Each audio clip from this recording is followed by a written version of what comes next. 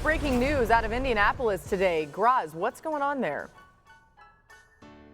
Anthony Richardson, the young quarterback that they picked 4th overall in the draft last year, will take a seat for the time being, and the team will turn to veteran Joe Flacco at quarterback. Richardson really struggling this year, has not progressed the way they wanted him to. The Colts sit at 4-4, a half game out of a playoff spot in the AFC. They feel like Flacco is the best choice for them for the present time, and while they're not giving up on Anthony Richardson long term, they feel like the best thing for him right now is to take a back seat to Flacco and work on what he needs to work on outside of the spotlight. Yeah, just some more context here. Thanks, Graz. Richardson has the worst off-target percentage in the NFL this season, which leads to a horrible completion percentage. He's completed just 44% of his passes this year. That's not only worse than the NFL, it's the worst by any player in his first 6 games of a season since Josh Freeman in 2013. Guys, just 4 players have a lower completion percentage in their first 6 games since 2000. It's historically bad. There's no other way to look at it. Dan, the stats, as we just told you, not great. What does the film show? Yeah, I was with Josh Freeman in 2013. The tape shows that the drops aren't strictly about the quarterback's performance. I think there's been a roller coaster by the quarterback, yes. But this past weekend is a little bit more about not getting much help. Okay, number 1, we're going to get a shot down the field crossing route. Ball's perfectly thrown. The pocket movement, that on Michael Pittman Jr. is on his face. Wow. Well, it's a drop. So listen, that's not an egregious drop, but it's a drop. If it's caught, it's a 20-yard completion. Ball down the field to A.D. Mitchell. This is a go route. Ball is absolutely perfectly thrown. It's a drop. I would love to see A.D. Mitchell make that catch. That's 35, 40 yards and a touchdown. Anthony Richardson drop back to the pass, navigates the pocket again. We're going to take a shot down the field to A.D. Mitchell. That ball's perfectly thrown, but he doesn't get 2 feet in, so it's an incomplete pass. Ball fake in the pocket, absolute chaos. Climbs the pocket, throws this crossing route. Not perfect, but it's right in his hands, but dropped. Guys, that's 130 yards and 2 touchdowns dropped right there. Anthony Richardson drops back in the pocket.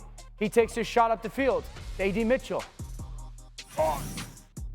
2 inches too far, but that's not this unbelievably, oh my gosh, this guy is so inaccurate type of throw. 2 more. Anthony Richardson, ball fake, ball down the rail. Michael Pittman Jr., go make that contested catch. Or is that Alec Pierce? Go make that contested catch. He doesn't. But these aren't unbelievably egregious missed throws. The next play actually is a touchdown to Dodson that he drops. I think what the box score said about Anthony Richardson's performance this week was this guy's the most inaccurate quarterback in football. But the tape says it was a little bit of not getting much help by the supporting cast. Yeah, and I guess that's the source, because I saw the same thing you did on tape. Like, all those are incredible NFL throws. Those aren't just good NFL throws. Right? And when you look at Anthony Richardson physically, he belongs. That's no question. He's not unmatched when he's out on the field, but it does sometimes feel like the game is happening to him versus him going out and affecting the game. And I don't know what the reason is those receivers and pass catchers didn't make those plays. Because they're good players. They're great players, right? And I think for Anthony Richardson, this is not going to define his career. It shouldn't define his career if he approaches this like a reset and not like a failure. Because, again, as you watch, it's very similar to the conversation we had about Bryce Young and Andy Dalton, where it's like, hey, it's very clear that the game feels like it's a little overwhelming for you right now, and it's affecting other players on the team. We got to make sure that those guys continue with their effort levels and intensity levels while you sit back and maybe learn a little bit from Flacco. I could be wrong, but the Richardson tape better than the Bryce Young tape. Totally. And and another thing on that tape, again, everything's down the field. That's part of their offense, too. These are all throws down the field that are difficult and not necessarily high percentage throws. Marcus, how do you sort of deal with this dilemma of you have a whole football team that has to do well and that wants to win and wants a chance to win, but yet you have to develop a young man who you drafted 4th overall?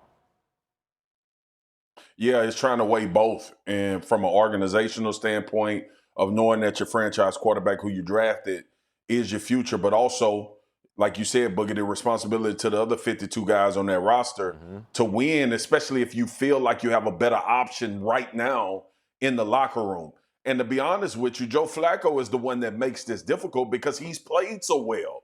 in short periods of time and coming in behind quarterbacks. So it's not just as simple as continuing to watch your quarterback have these struggles and not have a guy behind him that you're sure about. They're sure Joe Flacco can make plays and make throws and actually win big football games, which is why I think this decision was made more than anything. I think it's more about how their confidence is in Joe Flacco and what they feel like Anthony Richardson needs, as opposed to the other way around of Joe Flacco just being an option because Anthony Richardson not playing well. I thought what Hawk said was really important. This shouldn't define his career, but Anthony Richardson needs to take advantage of this time and be better, as I'm sure he knows.